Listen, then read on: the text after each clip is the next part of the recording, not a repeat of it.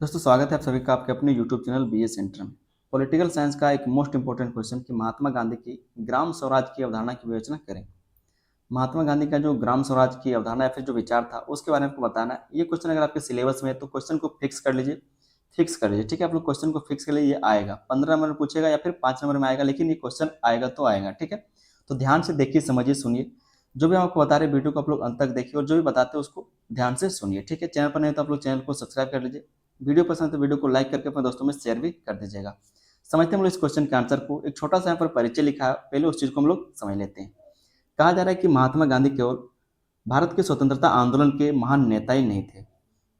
महात्मा गांधी के बारे में कहा जा रहा है कि वो केवल भारत के स्वतंत्रता आंदोलन के एक महान नेता ही नहीं थे, बल्कि वे एक महान सामाजिक, राजनीतिक और आर्थिक चिंतक भी थे, मतलब एक फिलोसफर भी थे। ठीक है, गांधी जी का मानना था कि भारत की आत्मा उसके गांवों में बसती है। और गांधी जैसा मानते थे कि जो भारत की आत्मा वो कहाँ पर बसती, तो उसके गांवों में बसती है। उस समय भारत की अधिकांश जनसंख्या गांवों में रहती थी और ग्रामीण समाज गरीबी, बेरोजगारी, अशिक्षा तथा सामाजिक भेदभाव जैसी समस्याओं से ग्रस्त था। जो महात्मा गांधी थे वो मानते थे कि जो भारत का आत्मा है ये कहाँ कहाँ पर बसता है, तो गाँव में बसता है। ठीक है, लेकिन उस टाइम का जो समय है, उस वो जो समय था, उस टाइम में अधिकांश जनसंख्या जो भारत की वो गाँव में ही रहती थी। लेकिन गाँव का जो समाज था, गाँव का जो स्थिति था वो बहुत ही अच्छा नहीं था। ठीक है, मतलब कह सकते हैं अच्छा नहीं था। वहाँ पर गरीबी था, बेरोजगारी था, शिक्षा था। ठीक है, सामाजिक भेदभाव जैसे बहुत सारी समस्याएं थी उस टाइम में गाँव में।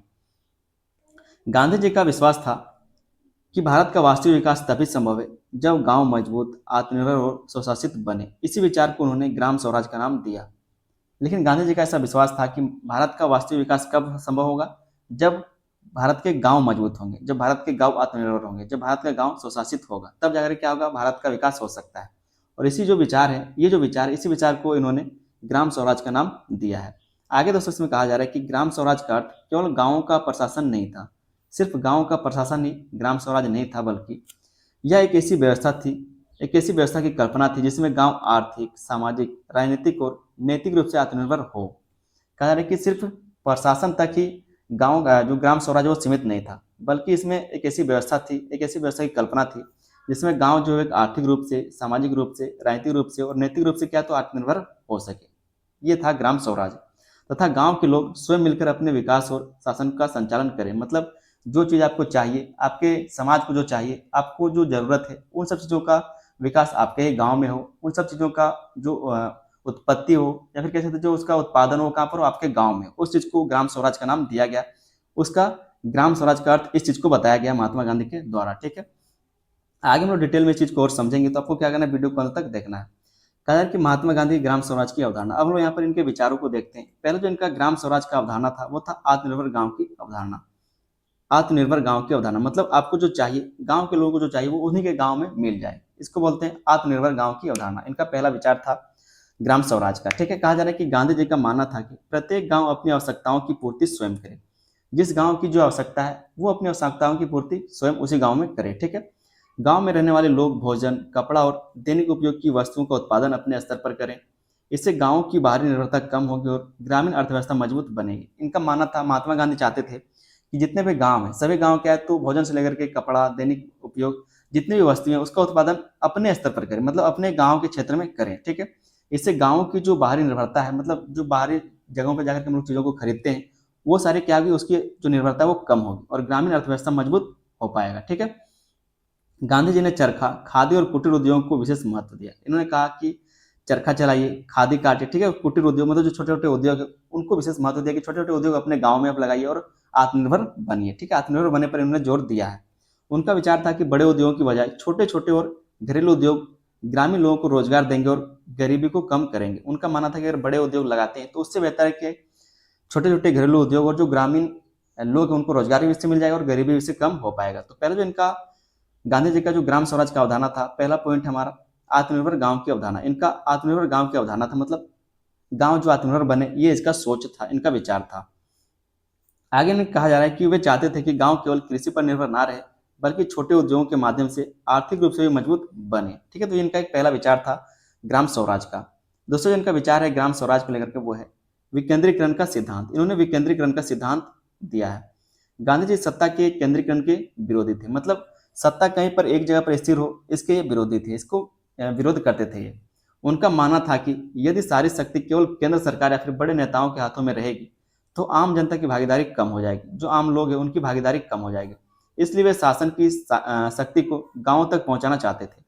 इसलिए क्या चाहते थे वो, जो शासन की शक्ति है वो गांवों तक भी पहुंचाना चाहते थे। तो विकेंद्रीकरण के सिद्धांत इन्होंने दिया है। उनके अनुसार प्रत्येक गांव एक छोटे गणराज्य की तरह होना चाहिए, जहां गांव के लोग अपने निर्णय स्वयं लें और अपने मामलों का संचालन करें। इस प्रकार ग्राम स्वराज लोकतंत्र को जमीनी स्तर तक पहुंचाने का विचार था। तो आज आप जो देखते हैं पंचायत, ठीक है, जो पंचायत में हमारा मुखिया होता है, जो हमारा न्याय कह सकते हैं, जो नगर पालिका होता है, ठीक है, जो जिला परिषद होता है, वो सब इन्हीं का देन है। ठीक है, जो ग्राम स्वराज है इसी का देन है। ठीक है, तो विकेंद्रीकरण, सत्ता का जो विकेंद्रीकरण है, इसका सिद्धांत इनके द्वारा पारित किया गया, दिया गया है कि अगर सत्ता सिर्फ जो प्रधानमंत्री उसी के पास रहेगा तो पूरे समाज को देख पाएगा, पूरे गांव गांव तो देख सकता है, नहीं देख सकता। इसीलिए क्या कि उन्होंने पंचायत को बनाया, ठीक है, ताकि जो पंचायत हो ग्राम स्तर पर अपनी चीजों को देख सके। तीसरा जो इनका विचार है ग्राम स्वराज को लेकर के, वो है पंचायत आधारित शासन व्यवस्था। इन्होंने पंचायत आधारित शासन व्यवस्था शुरू कराया। गांधी जी ग्राम पंचायत को ग्राम स्वराज का आधार मानते थे। जो ग्राम पंचायत है उसको ग्राम स्वराज का आधार मानते थे। उनका विचार था कि गांव का प्रशासन गांव के लोगों द्वारा चुनी गई पंचायत के माध्यम से चलना चाहिए। जैसे आज हम लोग मुखिया को चुनते हैं, तो गांवों ने, हम लोगों ने चुन करके पंचायत में मुखिया को बैठाया है। तो महात्मा गांधी कहते थे कि गांव का प्रशासन गांव के लोगों द्वारा चुनी गई पंचायत के माध्यम से चलना चाहिए। पंचायत गांव की समस्याओं का समाधान करे और शिक्षा, स्वच्छता, जल व्यवस्था ताकि विकास कार्यों की जिम्मेदारी संभाले। क्या कहा जा रहा है कि पंचायत जो है वो गांव की समस्याओं का समाधान करे, शिक्षा का समाधान करे, स्वच्छता, जल व्यवस्था तथा विकास कार्यों की जिम्मेदारी को संभाले। ठीक है, इस व्यवस्था में जनता सीधे शासन प्रक्रिया में भाग लेती है, जिससे लोकतंत्र मजबूत होता है और लोगों में जिम्मेदारी की भावना विकसित होती है। लोगों में क्या, तो जिम्मेदारी की भावना विकसित होती है। तो पंचायत आधारित शासन व्यवस्था यहाँ पर देखने को हमें मिलती है। चौथा जो यहाँ पर इनका विचार है ग्राम स्वराज से, वह सामाजिक समानता और अस्पृश्यता का विरोध। इन्होंने सामाजिक समानता को कहा है और अस्पृश्यता का विरोध किया है। गांधी जैसे समाज की कल्पना करते थे जहां जाति, धर्म, ऊंच नीच और अस्पृश्यता का कोई स्थान ना हो। वे मानते थे कि ग्राम स्वराज कैसे समाज की कल्पना करते थे, जहां पर कोई जाति ना हो, ठीक है, मतलब जाति तो हो लेकिन सब बराबर हो, जहां पर जाति, धर्म, ऊंच नीच या फिर अस्पृश्यता का कोई स्थान ना हो। ठीक है, मतलब कोई जात में लोग बटे हुए ना हो, कोई धर्म को लोग कट्टरतावादी ना हो, ऊंच नीच लोगों को ना मानते हो, अस्पृश्यता का कोई स्थान ना हो, मतलब किसी को छोटा बड़ा ना मानता हो। वे मानते थे कि ग्राम स्वराज तभी सफल होगा जब समाज में सभी लोगों को समान अधिकार और सम्मान मिलेगा। ठीक है, ग्राम स्वराज तभी सफल हो सकता है जब समाज में सभी लोगों को समान अधिकार मिले और सम्मान मिले। उन्होंने हरिजनों, मतलब जो दलित लोग हैं, उनके उत्थान, महिला सम्मान और सामाजिक समानता पर विशेष जोर दिया। उनके अनुसार गांव में प्रेम, सहयोग और भाईचारे की भावना होनी चाहिए, तब जाकर क्या होगा, स्वराज का विकास हो सकता है। तो इस तरह से इनके विचार थे स्वराज से संबंधित। पांचवा जो इनका विचार था स्वराज से संबंधित, महात्मा गांधी का जो ग्राम स्वराज का विचार था, उसका पांचवा जो विचार था वो था अहिंसा और नैतिक मूल्य पर आधारित समाज। मतलब अहिंसा और नैतिक मूल्य पर आधारित समाज होना चाहिए, ये ग्राम स्वराज का कल्पना था। गांधी जी का ग्राम स्वराज केवल राजनीतिक व्यवस्था नहीं था, मतलब ये सिर्फ क्या, तो एक राजनीतिक व्यवस्था नहीं था, बल्कि यह नैतिक और आध्यात्मिक मूल्यों पर आधारित समाज की कल्पना भी था। कहा जा रहा है कि ये जो समाज है वो नैतिक और आध्यात्मिक मूल्यों पर आधारित समाज की कल्पना भी था।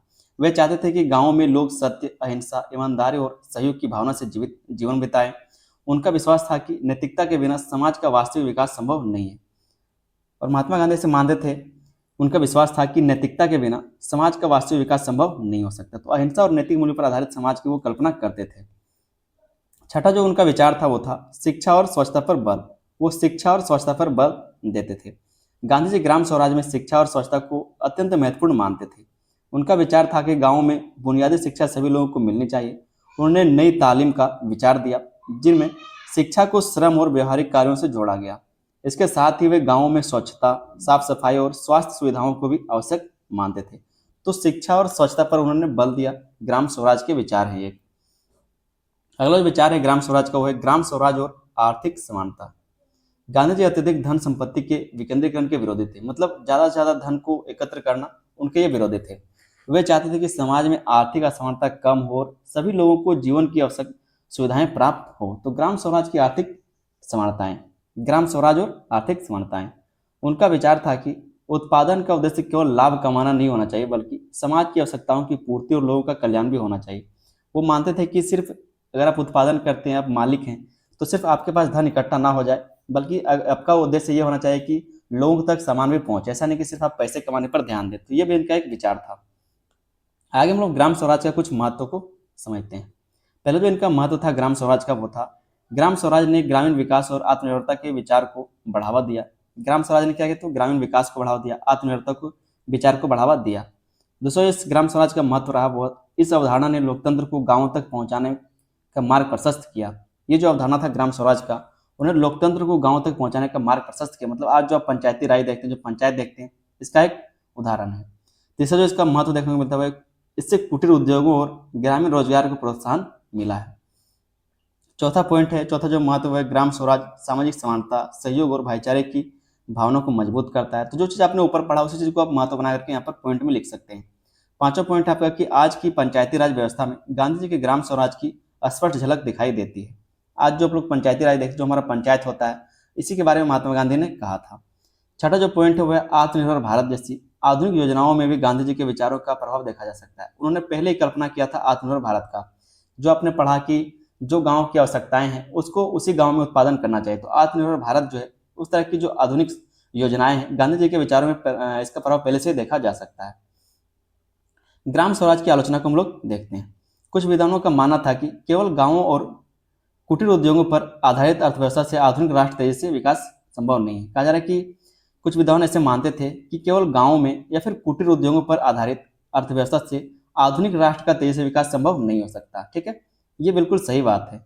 औद्योगिकरण और आधुनिक तकनीक की भी आवश्यकता होती है। औद्योगिकरण भी चाहिए और आधुनिक तकनीक भी चाहिए, तभी जाकर कोई भी जो देश है वो विकास कर सकता है।